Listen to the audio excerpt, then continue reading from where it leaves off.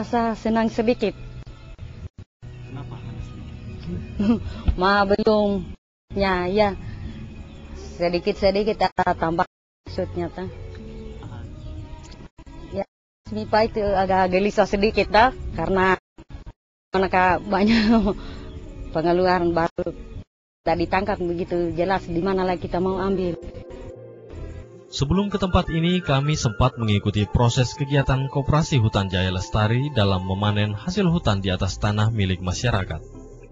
Sebuah praktek yang mendapat pengakuan internasional karena produksi kayu yang dilakukan secara bertanggung jawab. Sebelum kayu ditebang, terlebih dahulu pengurus koperasi melakukan inventarisasi lahan dan kayu. Hal ini untuk memastikan kayu yang akan ditebang sudah sesuai standar dan prasyarat pemanenan. Hal itu meliputi kejelasan lahan, ukuran kayu, serta pengaruh penebangan terhadap keberlangsungan ekosistem hutan.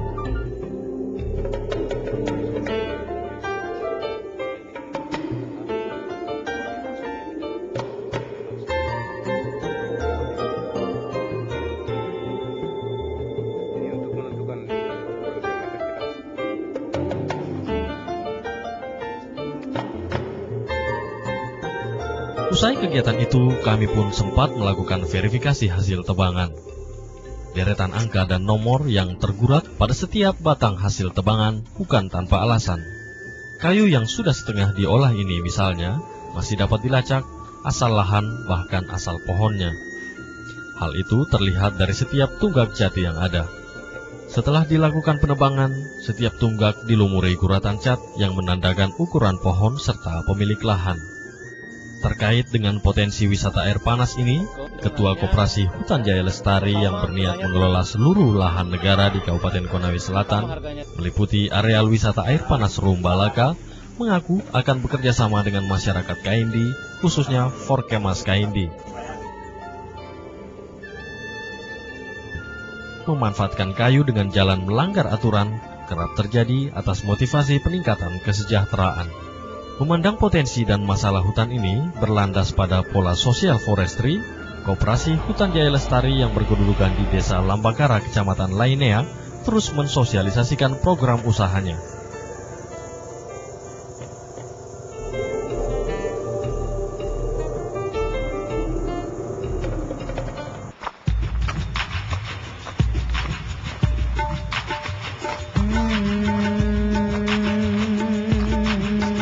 Perjalanan terus berlanjut.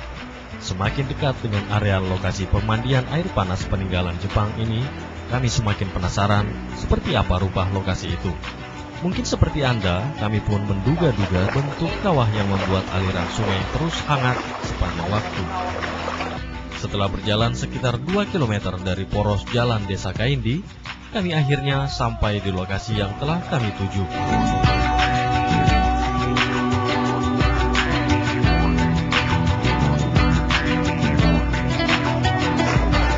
Baik pemirsa Kendari TV, setelah kita berjalan sekitar 3 km melewati jalan yang sudah dibangun sejak lama, yaitu Jalan Jepang, kita sudah sampai di sebuah kolam yang dulu menjadi tempat mandinya tentara Jepang atau orang-orang Jepang yang ingin menikmati air panas yang ada di kawasan ini.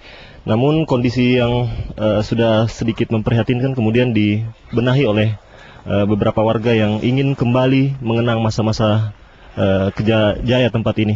Dan tempat ini tempat kita lihat ini adalah tempat dulu orang-orang Jepang mandi air panas. Namun untuk sementara air yang ada di sini masih relatif hangat karena air yang di puncak belum dialirkan ke tempat ini. Dan sebentar kita akan melihat pusat tempat air panas itu berada.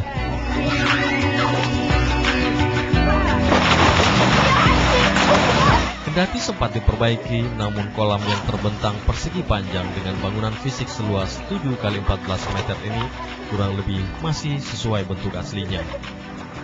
Bangunan yang tetap bertahan meski sudah tertimbun puluhan tahun ini, tersusun dari batu kali yang dieratkan dengan semen yang cukup kokoh.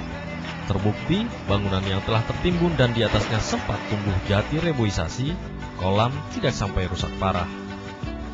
Rasanya kokohnya bangunan ini kontras dengan bangunan hasil karya anak negeri yang umumnya cepat rusak.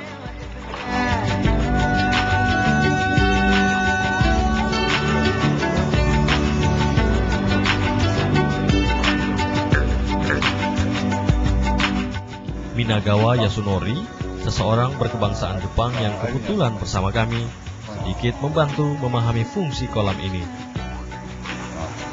Kalau sudah panas, ini juga bisa. Hanya kaki saja. Duduk. Kami bilang itu apa ya? Kaki mandi, mandi kaki mandi. Dan kaki mandi, hanya kaki saja. Kaki mandi. Oh, kaki saja. Kaki yang berendah. Ya, kalau ini capek, hanya kaki saja. Jepang bahasanya apa? Bahasanya onsen. Data sejarah yang pernah kami ambil di desa ini dibangun sekitar tahun 1944 dan sampai hari ini sudah seperti ini kemajuannya. Konon ini pernah tertimbun ya, pernah hilang. Iya, memang benar.